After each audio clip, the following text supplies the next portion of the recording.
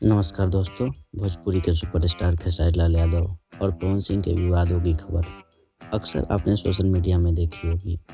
हाल ही में कई बार खेसारी लाल यादव लाइव भी आए थे। अब दोनों स्टार को पटना में एक एक्ट्रेस ने एक्सपोज कर दिया है। अभिनेत्री पल्लवी गिरी ने कहा है कि पवन सिंह और खेसारी लाल यादव दोनों की अंदर से बनती है, बाहर से दिखावा है कि वो विवाद कर रहे हैं। आपस में जाकर देखिएगा तो पता चलेगा कि वह दोनों भाई भाई हैं। मंगलवार को पटना में अपने गाने के प्रमोशन को लेकर भोजपुरी एक्ट्रेस पल्लवी गिरी पहुंची थी।